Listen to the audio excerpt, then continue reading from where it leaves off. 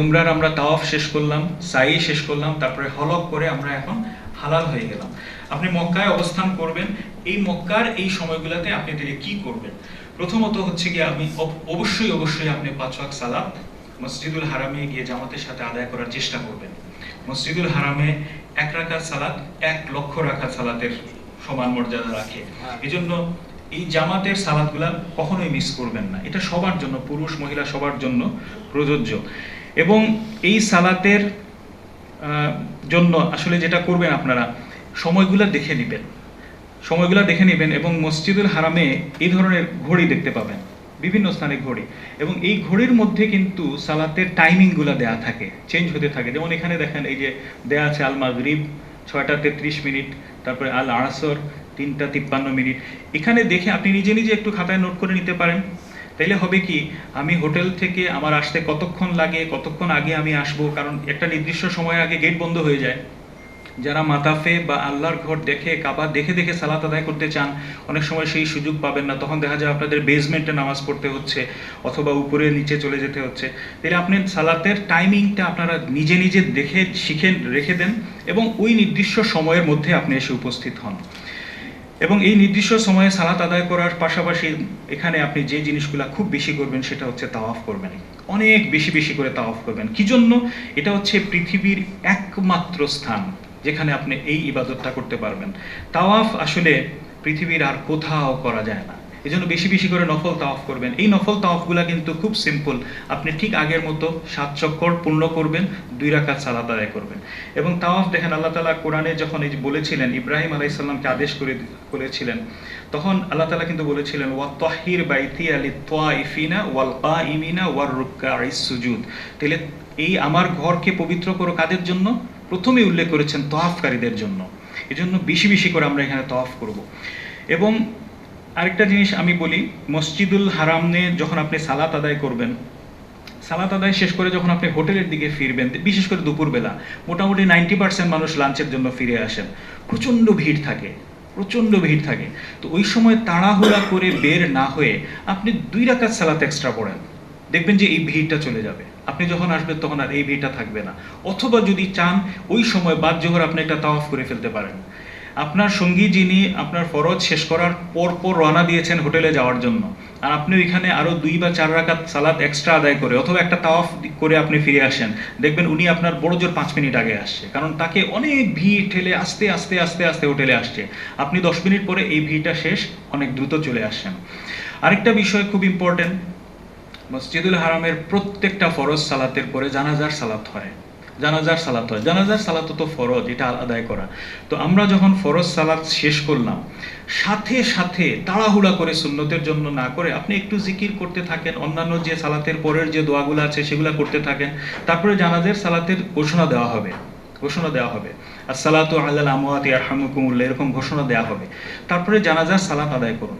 তাহলে আপনি যদি অনেক সময় সাথে নিয়ত করে সুন্নতে দাঁড়ায় যান, দেখবেন যে জানাজার সালাত আদায় শুরু হয়ে গেছে, ইমাম সাহেব সালাত শুরু করছেন, আপনি ওইটাতে শরীক হতে পারেননি। আর হচ্ছে বেশি করে দোয়া করবেন, অনেক বেশি করে দোয়া করবেন, কারণ এখানে হচ্ছে দোয়া কবুলের আলাদা জায়গা। এখানে আসলে খুব সব সময় বেশি করে দোয়া করবেন। এছাড়াও যেমন আপনারা অনেকে ওই যে হাতিমের মধ্যে যদি নামাজ আদায় করতে চান, এই সুযোগগুলো আপনারা নিতে পারেন। এই অংশটাকে হাতিম বলে। মূলত এটা আসলে কাবার বায়তুল্লাহর অংশ। এখানে নামাজ পড়া মানে আপনি বায়তুল্লাহর মধ্যে সালাত আদায় করলেন।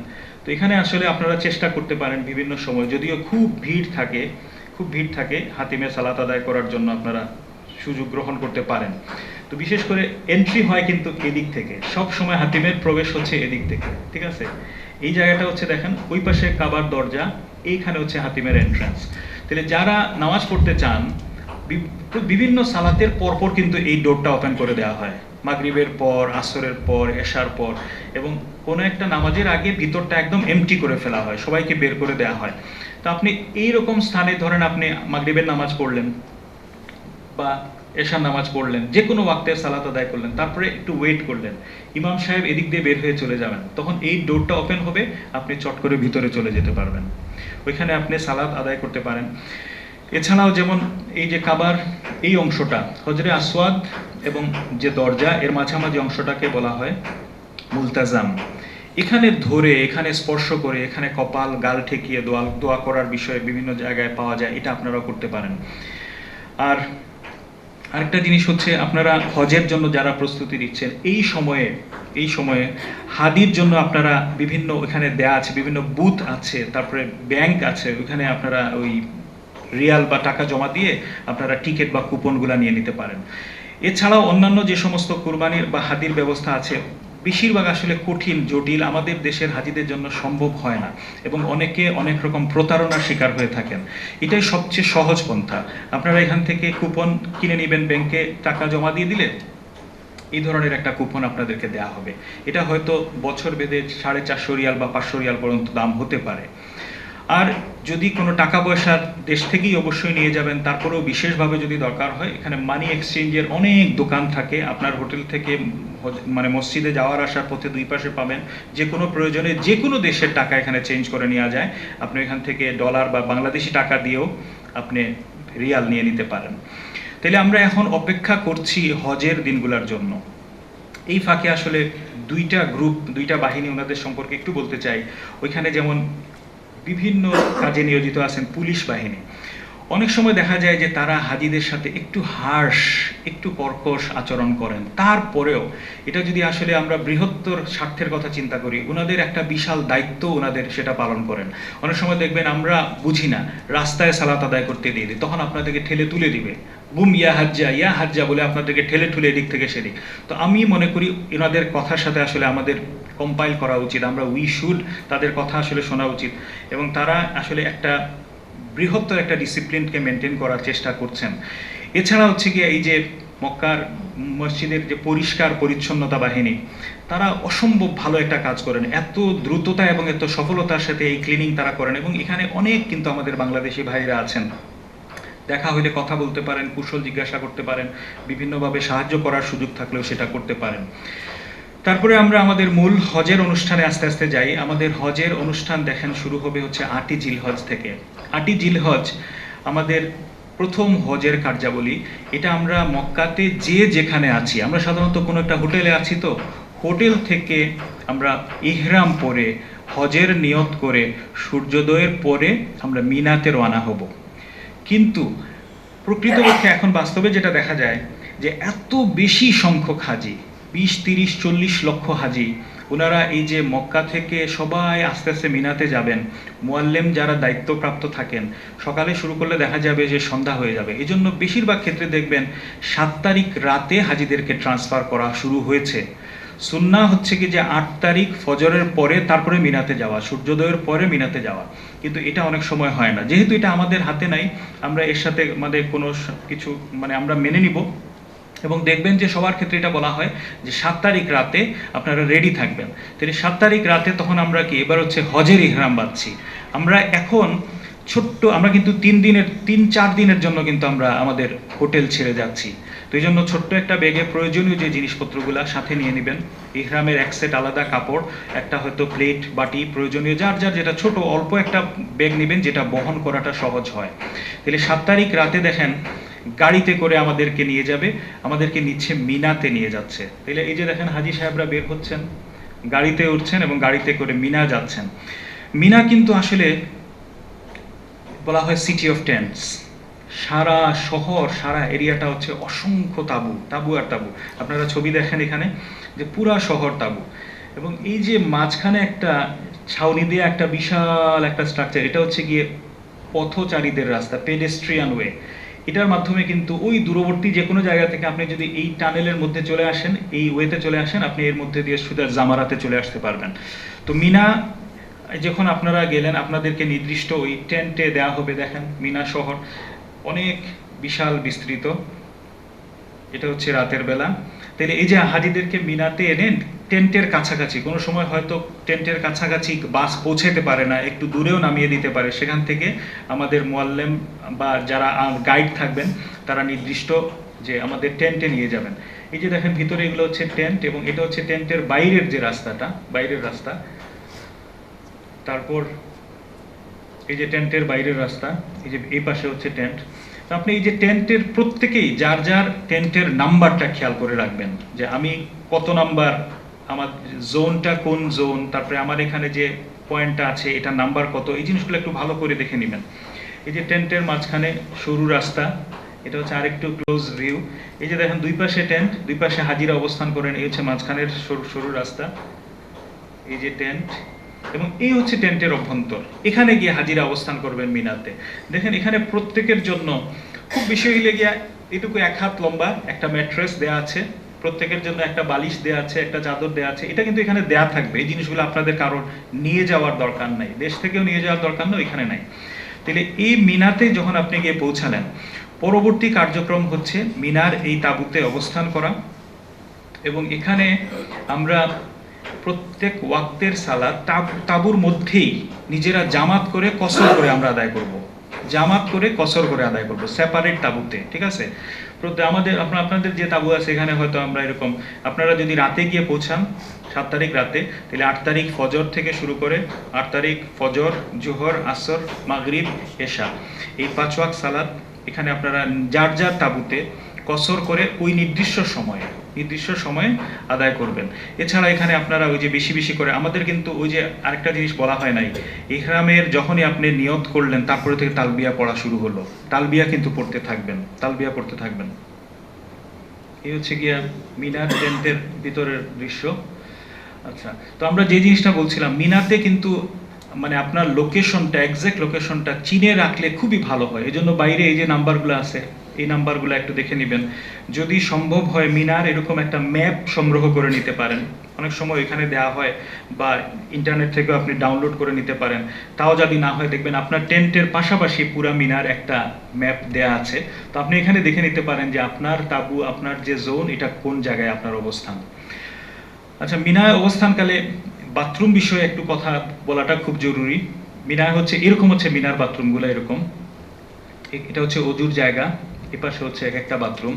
তো প্রথম দিন আপনি যখন যাবেন দেখবেন হয়তো অতটা ভিড় নাই, কিন্তু ফজরের সালাত পড়তে যখন আসবেন বাথরুমের সামনে দেখবেন লম্বা দীর্ঘ একটা লাইন আছে।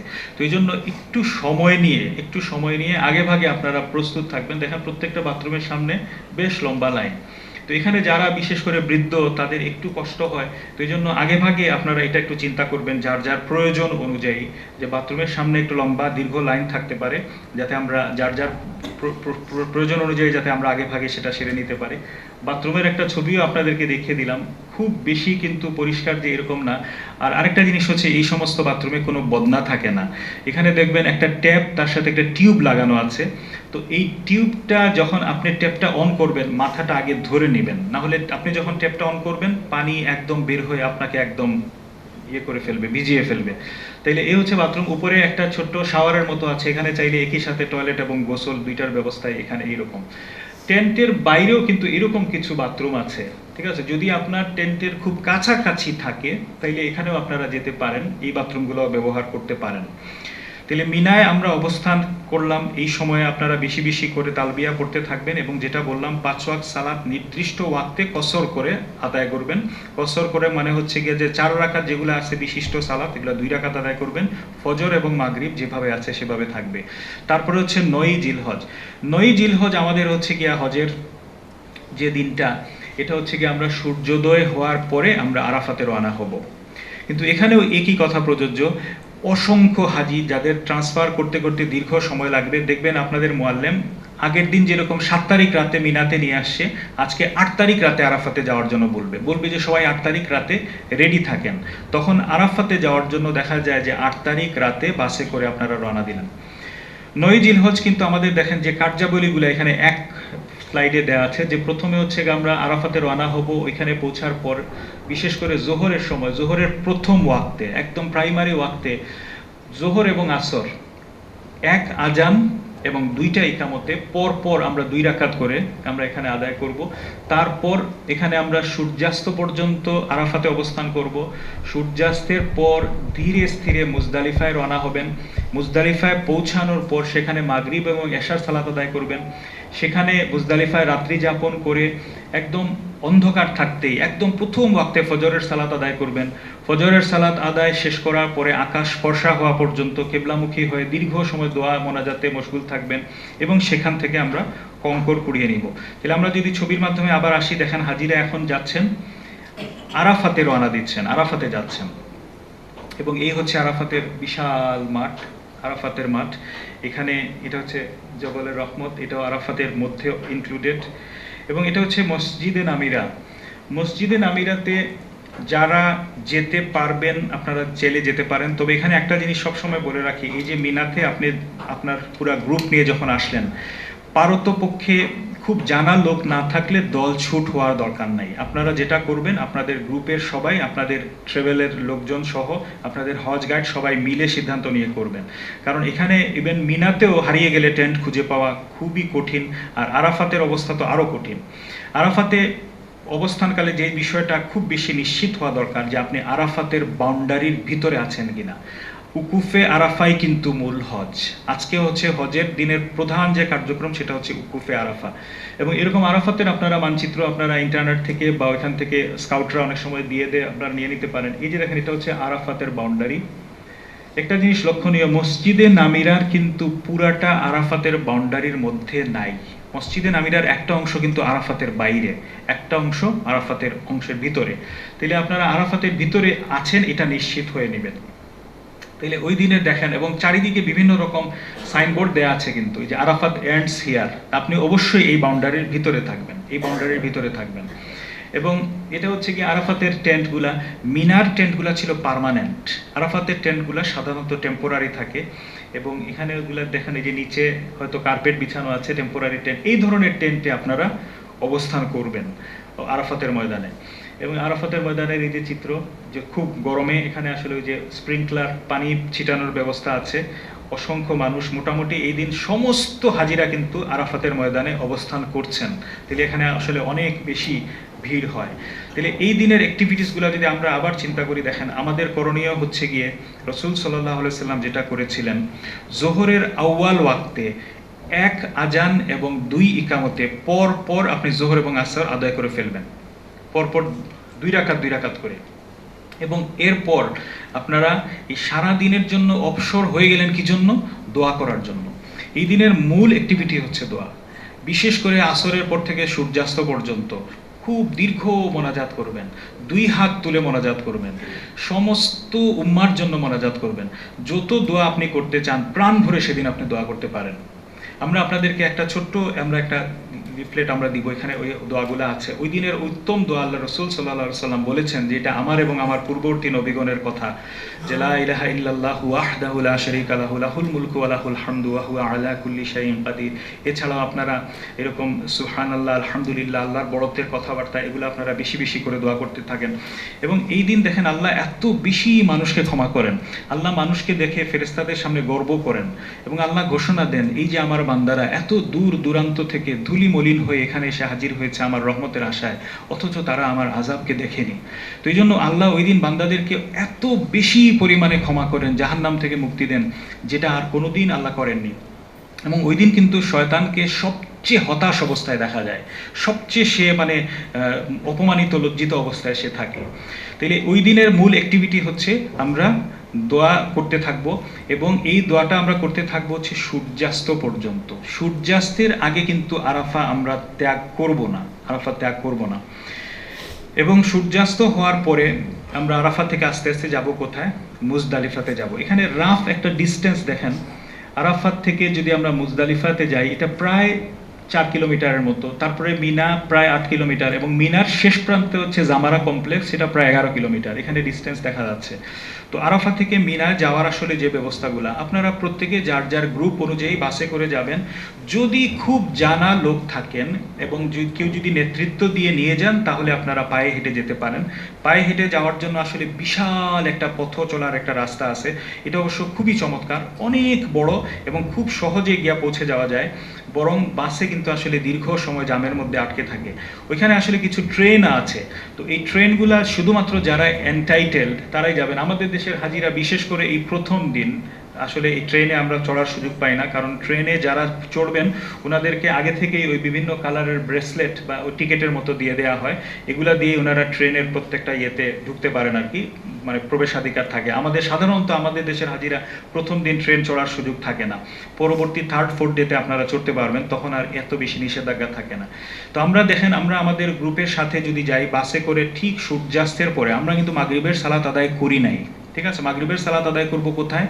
মুজদালিফাতে গিয়ে। তারপরে আমরা আস্তে আস্তে মুজদালিফাতে রওনা দিলাম। মুজদালিফাতে পৌঁছে আমাদের প্রথম কাজ হচ্ছে গিয়ে আমরা এখন আবার একটা আজান দিয়ে তারপরে 2টা ইকামতে মাগরিব এবং এশার সালাত আদায় করব, ঠিক আছে? মাগরিবের 3 রাকাত, এশার 2 রাকাত, তারপরে আপনারা উইতির সালাত আদায় করবেন। সালাত আদায় শেষ করার পরে আমাদের এখানকার মূল অ্যাক্টিভিটি কিন্তু এটা, সালাত শেষ করার পরে, এবং এই সালাতটা হইতে হবে কিন্তু মধ্যরাত্রির আগে, এটাও একটু খেয়াল করবেন। আমরা কিন্তু মাগরিবের সালাতকে ওই দিন দীর্ঘায়িত করে এশার সালাতের সময় পর্যন্ত বাড়িয়ে দেওয়া হয়েছে। সো মাগরিবের সালাত নিয়ে খুব দুশ্চিন্তা করার চিন্তা নাই। এশার ওয়াক্তে মধ্যরাত্রি অতিক্রম হওয়ার আগেই আমরা মুজদালিফায় যদি পৌঁছে যাই, আমরা 2 ওয়াক্ত সালাত এখানে আদায় করলাম। হ্যাঁ, এটা হচ্ছে আপনারা নিজেরা গ্রুপ করে নেবেন, নিজেরা গ্রুপ আপনাদের গ্রুপের মধ্যে একজন ইমাম সাহেব, একজন আজান দিবেন, তারপরে ইকামত দিবেন, ইমাম সাহেবের পিছনে মাগরিবের সালাত আদায় করবেন, আবার ইকামত হবে, আবার এশার 2 রাকাত আদায় করবেন, বাস এক আজান 2 ইকামতে ঈশা এবং মাগরিব এবং ঈশা আদায় করলেন। তারপরে যেটা করবেন, আপনারা এখান থেকে পরের দিন ব্যবহার করার জন্য আপনারা এখানে ছোট ছোট কঙ্কর, সেটা আপনারা সংগ্রহ করে নিতে পারেন মুজদালিফা থেকে, এবং সেক্ষেত্রে মাত্র 60টা কঙ্কর নেওয়াটাই যথেষ্ট।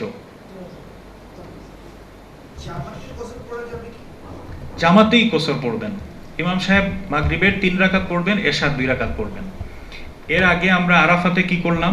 দুপুরবেলা জামাতে, যেখানেই থাকি না কেন, আমি মসজিদে নামিরাতে থাকি না কেন অথবা আমার নিজের টেন্টে থাকি না কেন, আমরা একজন ইমাম ঠিক করে নিব, আজান দিব, ইমাম সাহেব জোহরের ওয়াক্তে প্রথমে 2 রাকাত জোহর পড়াবেন, আবার ইকামত দিবেন, 2 রাকাত আসর পড়বেন, বাস। ঠিক একই রকম মুজদালিফায় এসে মাগরিব এবং এশা সালাত আমরা আদায় করলাম। এই নামাজটা কি জোহরের সময় পড়বে? আসর আর জোহরের সময় পড়বেন। আসরের নামাজ তখনই পড়ে নেবেন? আসরের নামাজ তখন পড়ে নেবেন। পড়ে নিয়ে আপনি সারা সন্ধ্যা পর্যন্ত আপনি অবসর হয়ে গেলেন, তখন খালি দোয়া করতে থাকবেন, জিকির ইস্তেগফার করতে থাকবেন। তাহলে মুজদালিফা থেকে আমরা কমপক্ষে 7টা কঙ্কর আমরা কালেক্ট করে নিব, এবং এখন দেখবেন হজের এই ব্যবস্থাপনাগুলো অনেক সহজ। মুজদালিফায় পৌঁছাইলে অনেক সময় দেখা যাবে এখানে বিভিন্ন ভলান্টিয়ার আছে, আপনাদেরকে সুন্দর পাথর হাজিদেরকে কেউ উপহার হিসাবে, গিফট হিসাবে দেন, ছোট ছোট প্যাকেট, অনেকগুলো পাথর প্রত্যেক হাজিকে দিয়ে দেওয়া হয়। তারপরে এই যে আরাফাতের দিন, মুজদালিফার দিন 2 পাশ থেকে অসংখ্য খাবার দেওয়া হয় হাজিদেরকে। তো এই জন্য এগুলো নিয়ে আসলে খুব দুশ্চিন্তা করার কিছু নাই, অনেক সহজ হয়ে গিয়েছে। তো কঙ্করগুলার দেখেন সাইজ হবে কিরকম, এরকম কঙ্করগুলার সাইজ ছোট ছোট মটর দানা বা আরেকটু বড়, এরকম, খুব বেশি বড় না, বড়ই বিচির মতো। তাহলে কঙ্কর সংগ্রহ করা শেষ হইলে এখন আর যেটা করবেন, তাড়াতাড়ি ঘুমায় পড়বেন, এবং এই শোয়াটা হবে কোথায়? ওপেন এয়ার, খোলা ময়দানে, এবং দেখবেন ইনশাআল্লাহ ওই দিন আপনার জীবনের শ্রেষ্ঠ একটা ঘুম হবে ইনশাআল্লাহ। এবং এখানে দেখেন সমস্ত ভেদাভেদ কিন্তু আপনি ভুলে গেলেন। পৃথিবীর যে প্রান্ত থেকে যেই আসছেন, যারই যত বড় আলিশান বাড়ি, এসি বাড়ি, যাই থাকুক, আজকে সবাই আল্লাহর জন্য মুজদালিফায় খোলা ময়দানে সবাই ইহরাম পরে এখানে আপনি খোলা ছাদের আকাশের নিচে আপনারা ঘুমাচ্ছেন। এবং এরপরে যেটা করবেন, আমরা ফজরের সালাতটা পড়বো কিন্তু খুব আর্লি। এবং আরেকটা জিনিস, এখানে এই যে মুজদালিফায় আপনি রাত্রি যাপন করছেন, এখানে কিন্তু আশেপাশে যে বাথরুম কমপ্লেক্সগুলো আছে এর সংখ্যাটাও কিন্তু কম। তো এই জন্য ফজরের সময় যখন আপনি উঠবেন, প্রত্যেকটা বাথরুমের সামনে দীর্ঘ লাইন দেখতে পাবেন। এই জন্য একটু আগে ভাগে উঠে পড়তে হবে। উঠে এই যে দেখেন সবাই ঘুমাচ্ছেন, উঠে এই যে হচ্ছে বাথরুমের সামনে হাজিদের দীর্ঘ লাইন, আপনারা বাথরুমের সামনে, তারপর এখানে একটু আগে সময় নিয়ে গেলে, কারণ আমরা ফজরের সালাতটাও আদায় করব কিন্তু একদম আউয়াল ওয়াক্তে, প্রথম ওয়াক্তে। তাহলে ফজরের সালাত আবার জামাত করে আদায় করে ফেলবেন। ফজরে কিন্তু 2 রাকাত সুন্নত আদায় করবেন, 2 রাকাত সুন্নত পড়বেন। তারপরে ফজরের সালাতের পরে যেটা করবেন, এখানে হচ্ছে গিয়ে সূর্য আকাশ ফর্সা হওয়া পর্যন্ত দীর্ঘ সময় মোনাজাতে থাকবেন, দীর্ঘ সময় দোয়া করতে থাকবেন, দীর্ঘ সময়। এবং এই সময় যদি সম্ভব হয়, যে মাশআরের হারাম একটা পাহাড় আছে, এটার কাছে একটা মসজিদও আছে এখন, ওইখানে কাছাকাছি এসে আপনারা দোয়া করতে পারেন। এবং এখানে আবার সূর্য উঠার ঠিক আগে আকাশ যখন ফর্সা, তখন এখান থেকে সবাই রওনা দিবেন মিনার দিকে। এবং এই সময়গুলোতে দেখেন আর সাধারণত কিন্তু আর বাসে ফিরে যাওয়ার কোনো সুযোগ থাকে না, খুব রেয়ারলি বাসে। এখন আপনারা সবাই ওই গ্রুপ বেঁধে, দল বেঁধে আপনারা মিনার দিকে ফিরে আসবেন। মিনার দিকে ফিরে এসে এটা কিন্তু দেখেন তাইলে আমরা মিনার দিকে ফিরে আসলাম। আজকে হচ্ছে 10 জিলহজ, আজকে হচ্ছে ঈদের দিন, এবং আজকের দিনের কিন্তু অনেকগুলা কাজ আছে, অনেকগুলা কাজ। আজকের দিনের কাজটাকে যদি আমরা এরকম সামারি করে দেখি, তাহলে প্রথম কাজ হচ্ছে বড় জামারায় 7টি কঙ্কর নিক্ষেপ করা, তারপরের কাজ হচ্ছে কুরবানি করা, তারপরে হচ্ছে হলক করা, চুল কাটা, এবং এই চুল কাটার পরে আমরা ইহরামের কাপড় পাল্টে সাধারণ পোশাক পরে ফেলতে পারি। সাধারণ পোশাক পরেই আমরা হজের যে ফরজ তাওয়াফ, যেটা তাওয়াফে ইফাদা, এটা আমরা ওই দিন করব। যদি কোনো কারণে 10 তারিখ এই ফরজ তাওয়াফ করতে না পারেন, সেটা আপনারা 11 তারিখ বা 12 তারিখও করতে পারেন, এবং এই ফরজ তাওয়াফের পরে কিন্তু আরেকটা সাই করতে হবে। তাহলে দেখেন আমরা এখন মিনা থেকে, মুজদালিফা থেকে সব হাজিরা এখন ফেরত আসছেন মিনাতে। তাহলে ওই দিনের প্রথম কাজ হচ্ছে বড় জামারায় 7টা কঙ্কর নিক্ষেপ করা, এবং এটা করতে হবে কিন্তু সূর্যোদয়ের পরে, সূর্য ঢলে যাওয়ার আগে করতে হবে।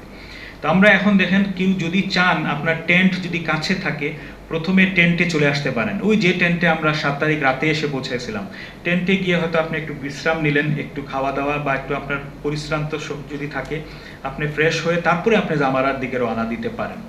জামারায় রওনা দিয়ে এখানে আপনারা ওই যে আমরা হাঁটা রাস্তা যেটা দেখিয়েছিলাম, পেডেস্ট্রিয়ান ওয়ে, এখানে আসলে মোটামুটি জামারা কমপ্লেক্সের কাছাকাছি চলে আসবেন। তবে এখানকার ওই দিনে আসলে এমনভাবে এই রাস্তাগুলার তৈরি করা, দেখেন এই যে হাজিরা আসছেন, বিভিন্ন রাস্তা দিয়ে বিভিন্ন হাজিরা আসছেন, সমস্ত হাজিরা আসছেন কিন্তু মুজদালিফা থেকে মিনা, এবং এই যে এক একজনের এক একটা রাস্তা, আপনি কিন্তু জানবেন না এই রাস্তাটা হয়তো গিয়ে শেষ হয়েছে দোতলায়, কোনো একটা রাস্তা গিয়ে শেষ হয়েছে 3 তলায়, মানে এক একটা রাস্তা এক একটা ফ্লোরে। তো জামারা কমপ্লেক্স এখন বিশাল একটা কমপ্লেক্স, পুরো 6 তলা কমপ্লেক্স, এবং এটা গ্রাউন্ড ফ্লোর থেকে শুরু করে টপ ফ্লোর ছাদে পর্যন্ত এই কঙ্কর নিক্ষেপ করা যায়। আগে অতীতে এই সবচেয়ে বেশি হজের যে দুর্ঘটনাগুলো ঘটতো এখানে এই জামারাতে এই সমস্যাগুলো হতো। এখন আলহামদুলিল্লাহ এই সমস্যাগুলো এখন নাই, অনেক কম। দেখেন এই যে রাস্তাগুলো আসছে, এটা একদিক দিয়ে চলে গেছে, এটা একদিক দিয়ে চলে গেছে, এই রাস্তা আরেক দিক। তো যেদিক থেকেই আপনি মিনার থেকে আসছেন, প্রত্যেকেই জামারা কমপ্লেক্সে ওই দিন আমরা যাচ্ছি। এই যে দেখেন আরেকটু ডিটেইল, এই যে বিভিন্ন লেভেলে গিয়া জামারা কমপ্লেক্সে হাজিরা প্রবেশ করছেন।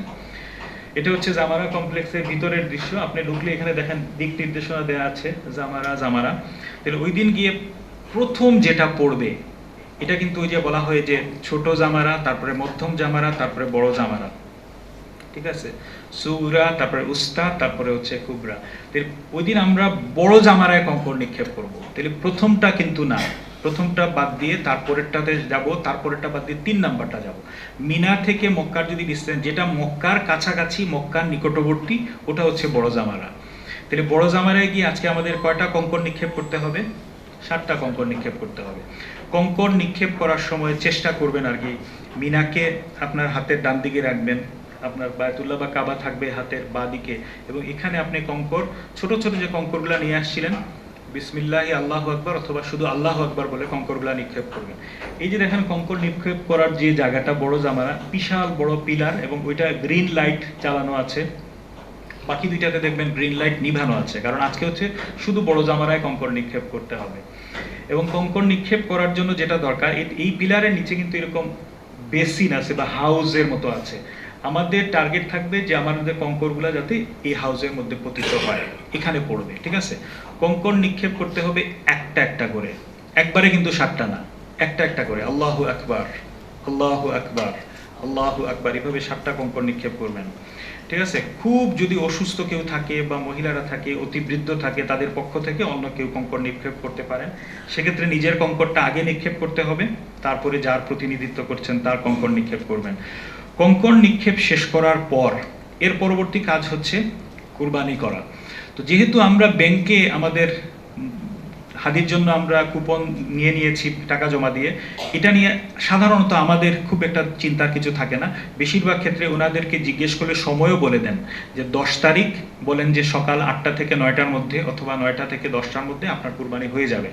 তো সেক্ষেত্রে আমরা যেটা করলাম, দেখেন আমরা কঙ্কর নিক্ষেপ করলাম, কুরবানি হয়ে গেল, ব্যাংক কর্তৃপক্ষ বা যারা ওটা কুরবানি করলেন, তারপরের কাজ হচ্ছে গিয়ে হলক করা। এই সময় যেটা করবেন, পুরা মাথা শেভ করে ফেলবেন। এবং এখানেও ওই বড় জামারা কমপ্লেক্সের সামনে বিশাল কমপ্লেক্স আছে, এখানে হাজার হাজার এখানে সেলুন, এখানে মোটামুটি 1-2 মিনিটে মানে হলক করে ফেলার ব্যবস্থা আছে।